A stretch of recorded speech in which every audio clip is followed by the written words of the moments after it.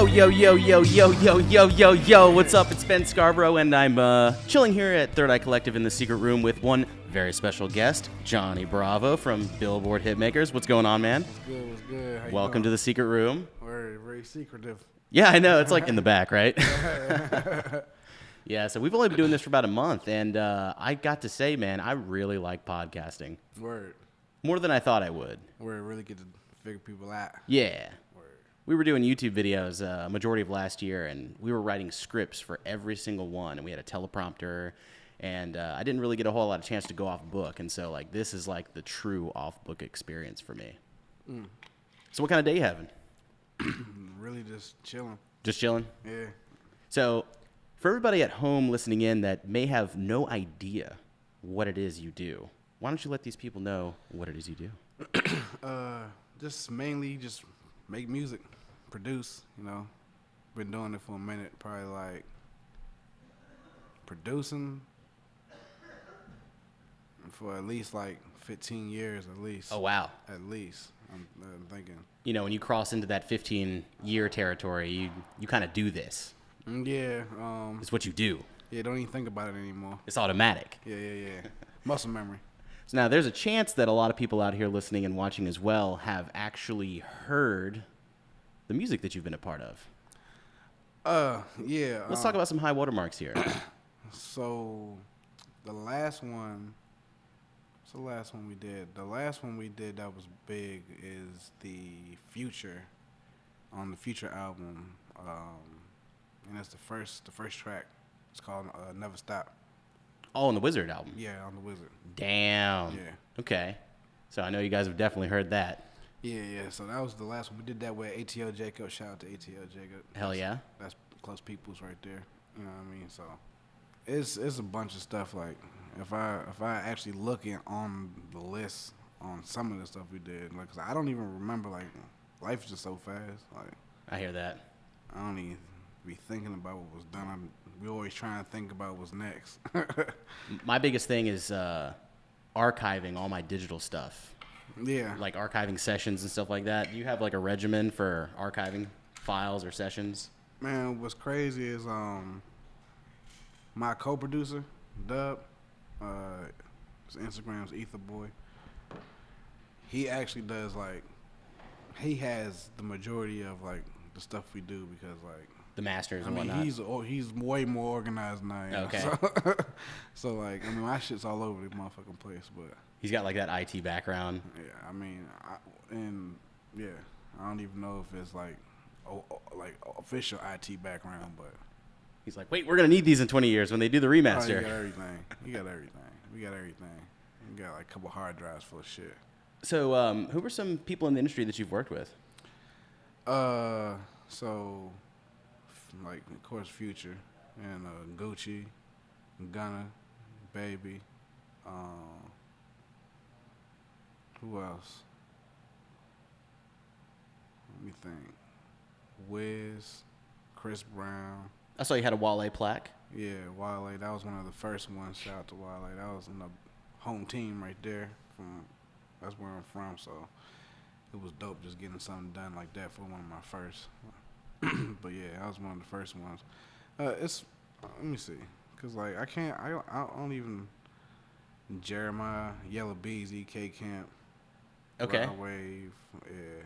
Now, these are Marlo, some big names, man. T Grizzly, Lil Durk. Oh, shit. Of course, Young Thug. You know, Young Thug was that was one of our growing moments right there when we was messing with Young Let me Thug. hear about that. What was that like?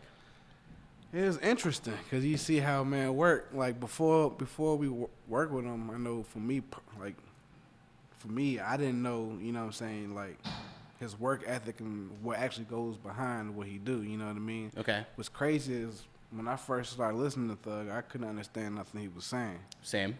Right. You know what I mean? And, you know, being in the studio with him for like 6 months, you know what I mean, straight, I actually started to understand every single thing he was saying. Okay, cool. and to the point where I could go back to the old music. Oh, nice. And I could hear everything he's saying. I was like, this is crazy. Because, you know, before I couldn't understand half the shit he was saying. Mm-hmm. And he really be saying some shit. Like, you really start to appreciate his work ethic. Like, I was like, wow, this motherfucker really be out here putting in work. Like, literally, like, from the jet, don't even go home, straight to the studio. Yeah. Yeah. Young Thug got the industry on his back, though. Yeah, for sure. So, I'll be 30 this year. Right, word. Big 30. Word. In October. And I have my main trade is video editing. Right. We do YouTube stuff here all the time. I've been a video editor for about 18 years now. And I can remember my earliest memories at age 12, how I was getting into computers and into software for that matter. It was a far cry from the editing software we're using today. When did you get into music? And when you did, what kind of software were you using? Shit. When I got into music, I'm 33. Okay. Well, not yet. I will be in a month. You know what I mean? Squad. A month and a half. Yeah. So, I've been actually into music since I was about 10. So, like my older brother used to be in piano classes and stuff like that. Okay. Do lessons at home. So it was always like something that I always wondered about, you know what I mean? And from that, it went from that going to church. And in church, that's where I really learned a whole lot of stuff. Like sitting behind, They got the gear. everything, and they playing, and it's crazy, like, how I learned from there. It wasn't even, like, taught to me. It was just sit down and watch, you know what I mean? And then after, like, just seeing it over and over again, you just know how to do it.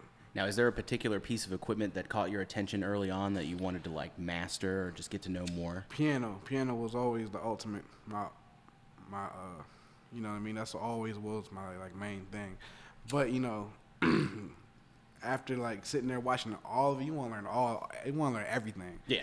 Because everything's dope. Like, when you see dope people play they shit, it's like, man, how the fuck did you do that shit? I mean, you try and learn that shit. I know. Like, this dude right here, Yeah.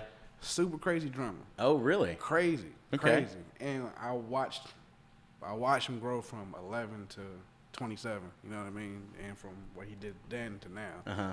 Crazy. And what's crazy is he picked up the bass. Cause I learned to pick up the bass, you know what I mean? Oh, yeah. And he's smashing it on the bass, going crazy That on the way? bass. Oh, yeah, super dope. Super dope. So, it's always dope, to see other people play they shit, and you want to do that too. So, like, I touch everything. You know what I mean? From the drums, piano, guitar, well, it don't even matter. Are you more Mac or more PC? I was super Mac for a moment. I was actually, for the majority of my career, Mac. Yeah. Everything, Apple, all that shit. But just for the specs you need and the way how you could, like, change shit, fucking use, you gotta go with the PC. I'm totally in the PC camp right now. Yeah, I definitely got a Republic of Gamers. Oh, the ROG Asus? And I got it all the way maxed out. Geeked? 32 gig. Oh, yeah. RAM. Okay. 2 terabyte SSD. Ooh. 2 terabyte HHD. You know what I mean? That shit costs. Oh yeah, it was like $3,000, but $3,000 for the PC. The specs you're getting for that versus the $3,000. Oh, for yeah, Mac. it's robbery. Yeah, that Apple tax they're is giving no you joke. They're giving you 4 gigs of RAM at $3,000. I'm Yeah. like, we gotta do something, cause like the shit that we're using, the power and shit. Yeah, you need. Yeah. There's just, like, when you start adding all those plugins onto every track Shit and start whatnot. freezing up. I mean, we've been through it all, so I ain't trying to fuck around with no bullshit. No Yeah. more. Like, I'm not saying Mac is bullshit. It's just. Nah, I know what you mean. Did you ever have this, like, this oh shit moment where, like, a hard drive failed on you at, like, a pivotal moment or whatever? That's happened a couple times. Yeah. That's like just Lose a lot of shit.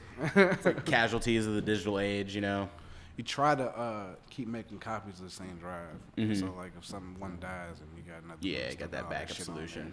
Try to, you know what I mean? So much, Since we're on the subject, there's this place in Marietta called Cherry Systems, okay? They got a clean room up there. If anybody has any hard drive issues and is in Georgia, even if it's making the clicking sound or whatever, they'll go in the green room and they'll split the platters up and they'll try to get the data off there for you. Right. That's a layup for all you producers out there. Well, that's dope because, when that shit happened, we just, like, call that shit a loss. Yeah. Yeah. But, Now, it's not cheap or anything. They'll tax you. Yeah. But they will get your data off or at least try to because they do it, like, sector by sector on the drive or whatever. But let's talk about maybe some favorite projects that you've worked on. Maybe you went a little above and beyond what you should have or could have done for that particular project, just because you were feeling it so much. Like with a particular person, or just like It could be with a particular person. It could be a specific song, like an individual session. right. Man, I guess we're gonna go again with Thug. I felt like that was a real pivotal moment in our career. You know what I mean? I feel like we changed. You know what I mean? Like a bunch of shit just from the direction. It wasn't just like some go hard hip hop shit we did. You know what I mean? We was actually in there, like cooking up live with him, with Weezy. You know what I mean? Like shout out to Weezy. With everybody just cooking live, just the vibe it was like they lived there. You know what I'm saying? And then we already lived there. We got a room. You know what I'm saying? Yeah. So we was living there together, basically. That's awesome. You know what I mean?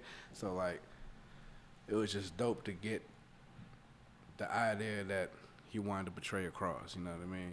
And actually, both our ideas. You know what I mean? It's like the producer's like mission to like guide the record, right? Yeah. Like make sure that it's coming out the way that it should, right? Yeah. I mean, Have you ever had to tell any of these artists like a stern opinion, like that you maybe didn't believe that you thought it was going in the right way? what's crazy is That's you know what okay. I mean? Like, it's almost like a present. Like, you give them a beat and they listen to it, and in your mind, this is where the hook go, this is where this goes. None of that shit matter. Okay. They put the shit wherever they want to put it. You Gotcha. know what I mean? And when you hear it, it's all a surprise because you don't know what to expect. You just have a daydream of how you think it sound like. You know what I mean? How you think it'll sound like with this person on the record. So when you get that person on the record and you actually hear it, it's almost like a big surprise. You know what I mean? So Yeah. like, but it's never really been a time where, unless it's like an artist that we particularly work with, that's one of our artists like one of our artists' name is Shaka. You know what I mean? And he's dope as fuck too, and you know we real cool, so we able to sit down and talk and parlay and whatever. Okay. But all these main list artists, you know, it's the reason why they there. So I let them just be them. You know what I mean? I would rather. That's why I go in there, I'll say what's up, and I'll even leave. You know what I mean? Yeah. We'll even leave and just let them have the room. Okay. Yeah. Just to like kind of zen out, get in that zen mode. We sit there and make the beat live with them. They want this, we want this, they want that. Boom, boom. They put that shit on the Pro Tools. They start recording. We just sneak up out the room. Okay, cool. Let them just feel That's the free. process. Yeah, feel free. You know, I don't want you to think that I had to think about anyone else in the room but yourself. You know what I'm saying? Now, is it true what they say about the studio?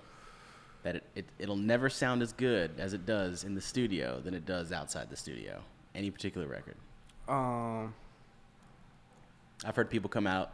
I've heard people in the club and who've worked on records that we're like listening to in the club, and they're like, "Man, this shit don't sound nothing like what it heard when it was in the studio, man." You know what's crazy? Nah, I felt like we had them problems earlier, and you know what I mean, like earlier in our career, like. But I don't even think we even really had. It's like, if you got something good at the studio, if your studio's professional and everything, you know, is mixed right, it's gonna sound like how it's supposed to sound like. You know what I mean? That's usually what's been the name of our whole game for some years now. However, that shit sound like in theirs, or even sound better in the club. You know what I mean? A lot of times that shit bang a whole lot crazier in the club. Yeah, God true. Damn, you heard how the bass sound like in that motherfucker? Yeah. Yeah. They got the EQ all the way up for the club. So, what are some of your favorite studios like in the world that you've been to? I mean, shit.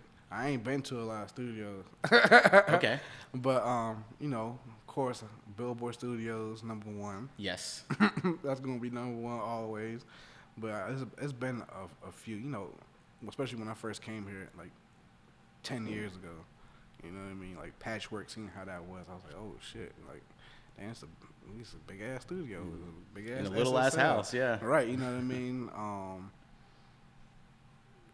I think in LA, Paramount was one of the dope ones that I seen. But shout out to Aaron Reed, he pulled us through in there. We was working with him and some of his artists. Have you ever been up to Tree Sound? Tree Sound's dope too. It's got that like earthy vibe to it. Yeah, and then they got that big ass stage and shit. Yeah, that is really cool. So I like that too. You know, Hot Beats, Hot Beats is 50-50. 50-50. Yeah, it's cool. Get your weight up, Hot Beats. I mean, it's cool. You know what I mean? But I don't even know where Hot Beats is anymore. I don't either. It used to be off 14th Street, right? Yeah, I don't think that's. I think it's something else now. Okay. Yeah, I think they moved like twice. Okay. Yeah, but So where are you from? I'm originally from D.C. I Okay. was born in D.C. I was raised in PG County, Maryland. Okay. So I was there from the time I was born till 18, 19. Okay. And then from there, I went to Florida to here. Florida for School. For school. Yeah. So Florida's got arguably the larger music scene than Maryland, right? I mean, just because of that fucking Full Sail you got out Yeah. there. You know what I mean? And like ultra music festival and stuff like that. Yeah, and all that's associated because they know that school's out there, and that school got all kind of people that go there from all over the world. People go there. You know what I mean? It's just expensive as hell. Is that where you went to school? Hell yeah, that's where I'm Full Sail. Okay. Full Sail, and I ain't gonna knock it. You know what I mean? Because they got equipment that you probably ain't never gonna see anywhere else. Wow. Unless you fucking with like Some top tier Elton industry John shit. or somebody. Oh, okay. You know what I mean? They got some boards that AMAC board. There ain't too many of them. The 90, 98, I think it is. Excuse me if I'm wrong. It's been a long ass time. Yeah. What's something that board does that maybe not other boards It's do? just the sound. You know, Sound. it's to get them Neve preamps and stuff. So like the sound that it gets, you're not gonna get that from any kind of other equipment. It's like a $700,000 board. It's expensive. Damn. Yeah, it's only like I don't know how much, like 10 of them maybe. Oh, wow. Yeah, and Full Sail got one. So Now, Full Sail has a campus here in Atlanta, right? do they? Or is it no, it's not in Atlanta. I'm thinking of there's a music school downtown. SAE. That's it, SAE. Have you toured that campus? And I ain't toured, but I've seen. I had people that went there and stuff, and it's good. It's actually, I don't even want to say this, but it might be a better option if you ain't trying to spend the. No, that's real. Yeah. No, I mean I'm sure people would love to hear that. Yeah, because like you're still gonna like learn what you need to learn. So Full Sail got everything. You know what I mean? They got every single piece of equipment that you could even think of, and then they actually let you use that shit. Like, okay, we got a motherfucking test, and you gotta use all this shit right here and do this. I'm like, all right, we had to record a band, all kind of shit. We had to beat we was beating the band. Oh, that's tight. I was playing the drums, all kind of shit. Like, Damn. It was fun. I ain't gonna knock it. And then the networking from there is pretty good too. Okay, So, like, yeah. They actually sent me to a studio and here in the fucking ATL is called Silent Sounds. They're actually like one of the high end studios too. That real private. So I met a lot of people through there. Like I did a session with Elton John through there. Nice. Sierra. Sean Garrett. Sean Garrett was one of the first people that I actually met that was like kind of like big. You know what I mean? Him and Ludacris and shit like that. Like damn, that Elton John was huge though. Akon did some shit. Oh wow. Yeah, I remember setting up for a choir that he did. He had a song with Michael Jackson. Okay. It was like Hold My Hand or something like that. But A posthumous record. Yeah, it was before he passed, which is crazy. Oh, it was. Yeah, it was 2008. Whoa. Yeah. So you're like right there on the cusp. Oh yeah, he called the studio, almost broke down. I'm like, oh shit, it's fucking Michael Jackson. Yeah, dude. So like I have this like nervous dog energy where I try to like I'm just geeked all the time. I'm just like super excited, and usually when I'm getting the chance to sit down with important people, like I have trouble containing that. But you know, I'm sure in a studio session you got to keep your composure. Oh man, what's crazy? Professionalism. You blank out. You blank out. I blank out. That's your zone, your method. I don't even look at the person I don't look at them from my outside perspective. I don't even look at them as, I don't even think about what they done, any of that shit. None of that shit matter. Like, the only thing I'm trying to do is make sure that we're cool with each other, and you fuck with me, and I fuck with you, and we can make some fucking hits. That's you know tight. what I mean? Yeah. And I think about that shit after it's all said and done. I sit down, lay You down. pinch yourself after the fact. Yeah, a whole 6 months later, you know what I mean? Okay. Or however long it take for, you know what I mean? when we Decompress. working. Yeah, and then I think about like, damn, I think did all that and that? Like, that's crazy. We really did that shit? But like in the moment, I don't even think about that shit. Yeah. Me, none of my team, we be so spaced out. Blank, blank, blank. I don't even know what day it is. Like, Okay. So, let's talk about what you do in your downtime when you're not working. What's going on outside of work? Man, what's crazy is I'll be at the studio making beats, and I'll come home and I'll still be making beats. I feel the same way. But if I'm not doing that, then I'm playing fucking video games. Mm-hmm. Oh, what are you into these days? Man, I got everything. I try, like, I got so much shit that it just all cancels out sometimes. Dude, tell me about it. you sit there and think about, all right, what I'm gonna do. I could go ahead and get on the computer and make these beats. Damn, I do got this Xbox I could play. But then I got that Spider-Man for the PlayStation. Skirt. But then I got the Nintendo Switch, and everyone's playing 2K on there, so I could join everybody else and play on there. I just don't know what the fuck to do. Yeah, it is a little overwhelming. I ain't about to play no games. But I love them. I love them. Yeah. PlayStation is coming out with a PS5. Did you see the announcement this morning? Yeah. That hit the net. I sent that shit to everybody. Yeah. SSD, like in the PS4. Come on, man. It said shit that would usually take like 15 seconds will take 1 second. Yeah. Oh shit. Yeah. 8K. Which graphics. is like, what even in the fuck? You can't even see it. You probably gotta wear special goggles right. to see that shit. You get the fucking virtual reality for that. You know what I mean? I think the backwards compatibility with PS4 games is like, crucial. That is amazing. Because ain't that what Xbox do? Yeah. They worked it out in that way. And I mean, it's like they're not trying to do anything super radical. It's just a incremental upgrade, which is I think what the majority of people want. Yeah. They want something that sits in their living room under their TV that hums and whirs away and produces magical graphics and may occasionally break, but I mean whatever, it's fine. That's what we want. Yeah. As long as that shit, I mean, them shits don't be breaking like that. It'd take like 5-6 years for something to really happen, you know what I mean? And you gotta be playing, and that's when you're playing that shit. I remember there was times where I was playing 8, 9, 10 hours of that shit. A day. Going crazy. Yeah, what? The first 8 hours of my day be that shit, then I go to the studio. Like, that's how that shit was. You big into Call of Duty?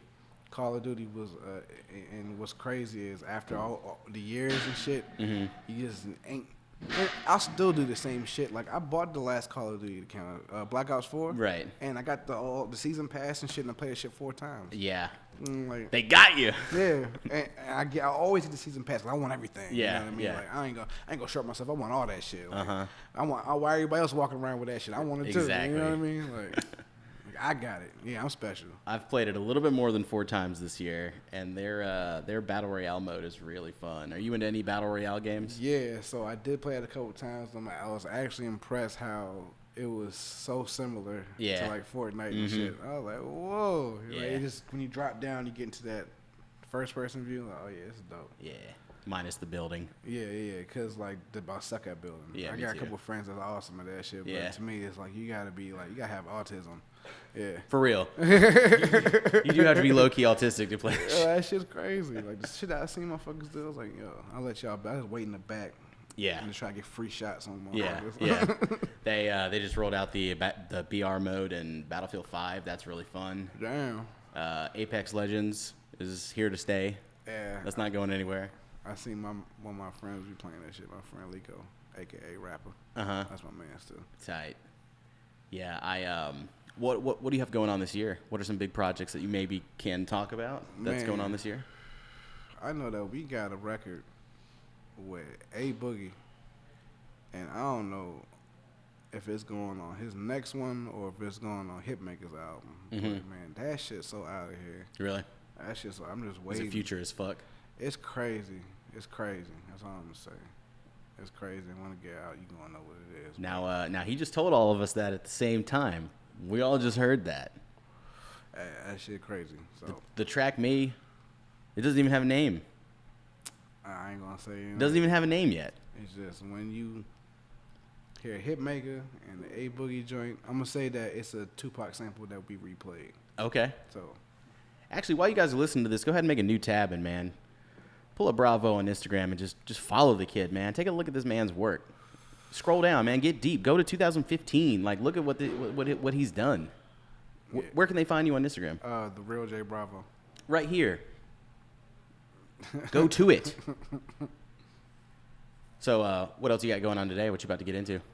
No, my people's in town, so we about to like just get some food. Smash out. We gonna get some food. He down here, so I'm gonna get him to play some bass, some drums on, some shit. Oh, you guys are gonna go make some musics. Yeah. Oh, yeah, that shit never stop. Yeah, that's tight. Well, man, I really appreciate you sitting down with me here at the Secret Room. Appreciate you having me. Follow Jay Bravo on Instagram. The real Jay Bravo. Follow Billboard Hitmakers and Ether Boy. Yeah. Well, what do you say we get out of here, man? Get some pizza or something. Yep. Cool, man. Right. Well, you heard it first. It's Ben Scarborough and Jay Bravo sitting here at Third Eye Collective in the Secret Room, and we'll catch you guys on the next one. Peace out.